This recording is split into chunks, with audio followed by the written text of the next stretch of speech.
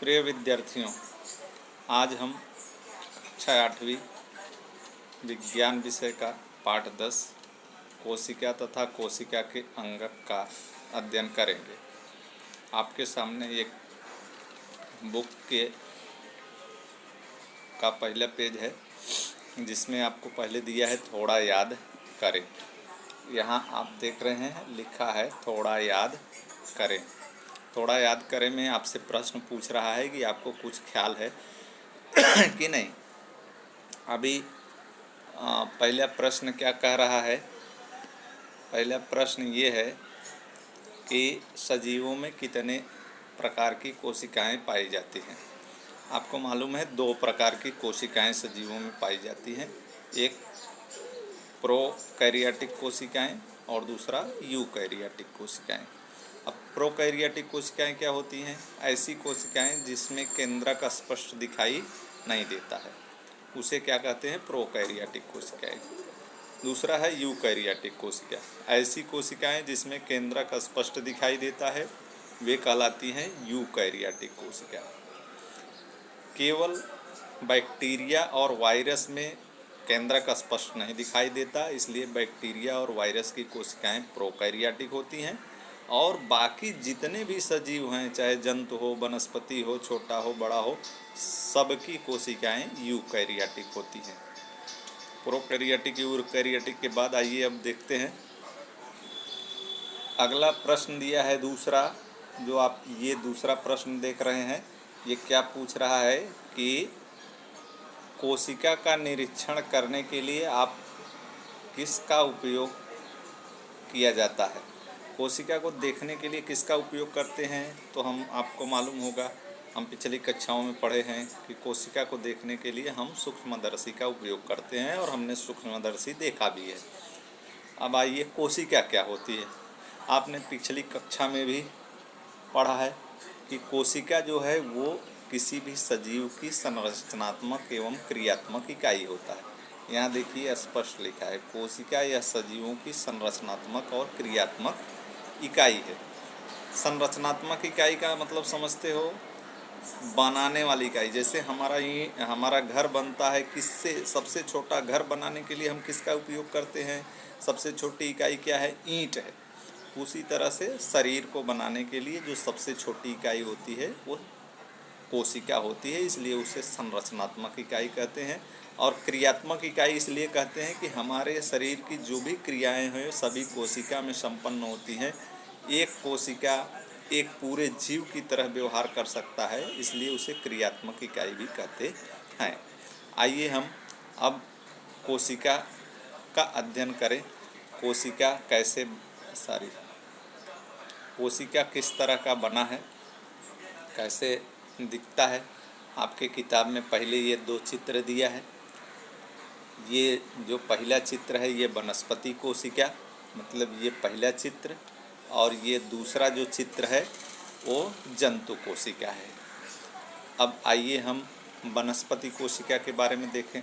वनस्पति कोशिका और जंतु कोशिका में अंतर दिखाई दे रहा है, ऊपर से कुछ मोटा मोटा अंतर। तो देखो, वनस्पति कोशिका के बाहर सबसे ये काला मोटा रंग का आवरण दिखाई दे रहा है, मतलब काले रंग का एक मोटा आवरण दिखाई दे रहा है, इसको कहते हैं कोशिका भित्ति। यह वनस्पति कोशिका की सबसे बाहरी दीवार है, जबकि जंतु कोशिका में देख रहे हो, जंतु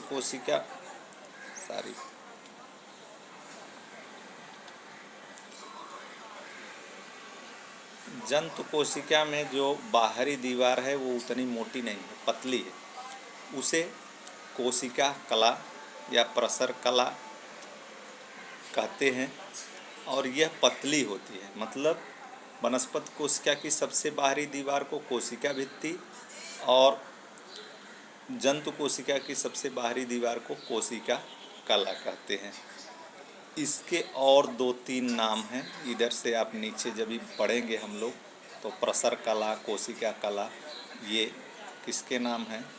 ये जंतु कोशिका के जो सबसे बाहरी दीवार है उसका नाम है प्रसर कला या कोशिका कला। प्रसर कला और वनस्पतियों में सबसे बाहरी दीवार कोशिका भित्ति। तो क्या प्रसर कला जो जंतुओं में पाई जाती है वो वनस्पतियों में पाई जाती है? हाँ, कोशिका भित्ति के नीचे एक पतली दीवार होती है, उसे मतलब वह दूसरा आवरण समझो उसको, वो प्रसर कला होती है। चलिए हम आगे बढ़ते हैं। अभी कोशिका के अंदर एक द्रव भरा रहता है, वो जंतु कोशिका में भी और वनस्पति कोशिका में भी, उसे कहते हैं कोशिका द्रव्य। कोशिका द्रव्य एक चिपचिपा द्रव्य होता है, वो जो जंतु कोशिका और वनस्पति कोशिका दोनों में भरा रहता है।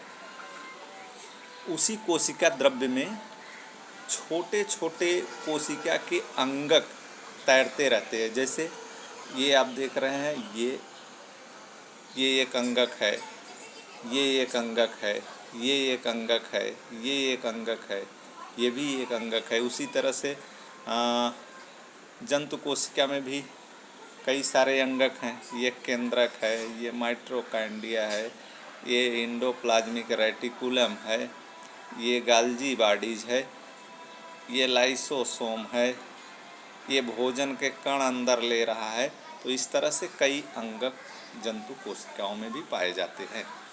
अब हम देखते हैं, पहला कोशिका भित्ति केवल वनस्पति में पाया जाएगा, जंतुओं में नहीं पाया जाएगा। उसके नीचे कोशिका कला जो कि दोनों में पाया जाएगा। इसके अंदर केंद्रक है,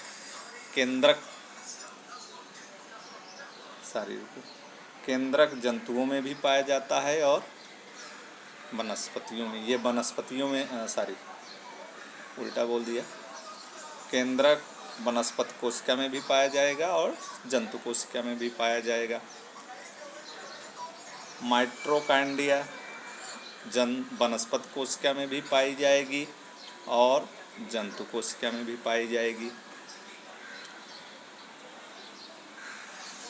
ये गाल्जी बॉडीज ये वनस्पति कोशिका में पाया जाएगा, जंतु कोशिका में पाया जाएगा।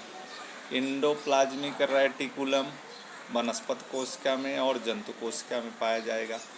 लेकिन कुछ और अंग हैं जो वनस्पतियों में, दो अंगक ऐसे हैं जो जंतु में नहीं पाए जाते। जैसे ये देखिए, ये हरित लवक, ये जंतुओं में नहीं पाया जाता। केवल हरित लवक किसमें पाया जाएगा? वनस्पतियों में। दूसरा, ये कोशिका भित्ति जो है ये केवल किस में पाई जाएगी? वनस्पतियों में। जबकि ये जो लाइसोसोम है यह केवल किस में पाया जाएगा? जंतुओं में। तो इस आधार पर आओ हम ये सारणी को देखते हैं। कोशिका पटल यह प्राणियों में भी है और वनस्पतियों में है।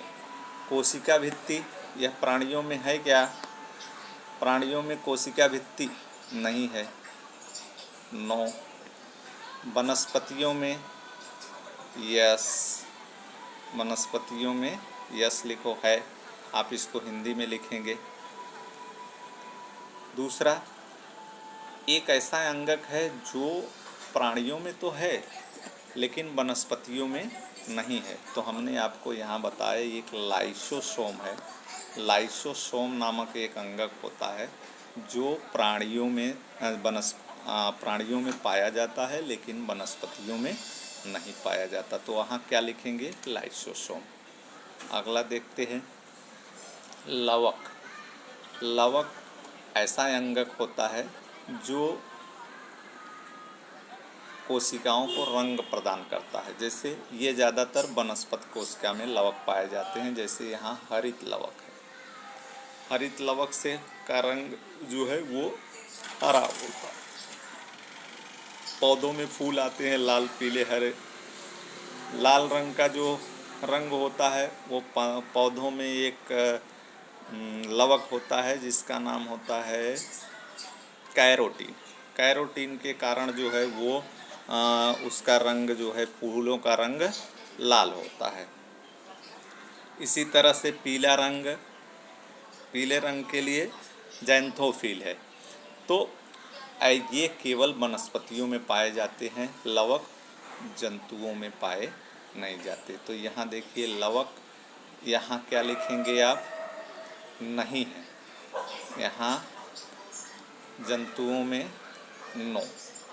वनस्पतियों में, वनस्पति में क्या लिखेंगे, यस, यस, वनस्पतियों में पाया जाएगा। ये दोनों में है।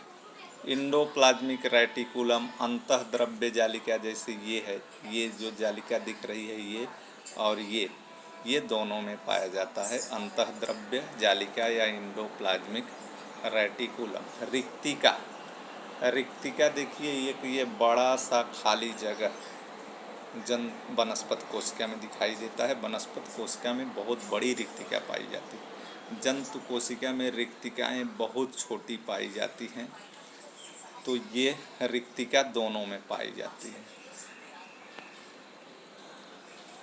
गाल्जी पिंड, गाल्जी पिंड आपको हमने बताया ये जो इंडोप्लाज्मिक रेटिकुलम है इसका काम ट्रांसपोर्ट का है।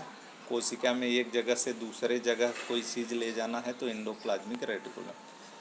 हम आए, रिक्तिका हो गया गाल्जी पिंड। ये गाल्जी पिंड यहाँ पर भी है और अगर जंतु कोशिका में जाएं तो यहाँ पर भी गाल्जी पिंड है। तो गाल्जी पिंड दोनों में पाया जाता है। इसमें जो एंजाइम्स हैं वो एंजाइम्स का नवीन निर्माण और कोशिकाओं की आवश्यकता के अनुसार निर्माण होता है। इसमें समझ लो एक तरह से कच्चा माल आके प्रोडक्ट निकलता है। तो इसको एक तरह से packing and forwarding department of sale भी बोलते हैं। यहाँ पर पुराने चीज़ों को पैकिंग करके नए चीज़ों में बनाया जाता है। तो ये गाल्जी पिंड ये दोनों में पाए जाते हैं। तंतुकणिका, तंतुकणिका एक महत्वपूर्ण अंग है जो कि यहाँ पर दोनों कोशिकाओं में दिखाई देगा। आप यहाँ देख सकते हैं ये तंतुकणिका है, यहाँ ये तंतुकणिका है, ये तंतुकणिका है। तो ये तंतुकणिकाएँ, इनका काम है भोज्य पदार्थों का ऑक्सीकरण करना और शरीर को या कोशिका को ऊर्जा प्रदान करना। ये शरीर और कोशिका को एटीपी के रूप में ऊर्जा प्रदान करती हैं। और यहाँ पर कार्बन डाइऑक्साइड और पानी बनता है। कार्बन डाइऑक्साइड जो हम सांस लेते समय छोड़ते हैं वो इन्हीं तंतुकणिकाओं में बनता है। तो ये एक तरह से हम थोड़ा सा मतलब मोटा मोटा कोशिका की संरचना पढ़ लिए हैं। वीडियो बनाने के लिए जगह थोड़ा कम रहता है बच्चों। इतना जितना हमने पढ़ाया उसके आधार पर हम कुछ प्रश्न देंगे इस वीडियो के साथ। आप उस प्रश्न को हल करके भेजो। इसके बाद जो प्रत्येक अंगक के विषय में हम डिटेल में अगले वीडियो में जो इस पाठ का भाग 2 होगा उसमें पढ़ेंगे। तो इसके साथ ही ये वीडियो यहीं पर बंद करते हैं।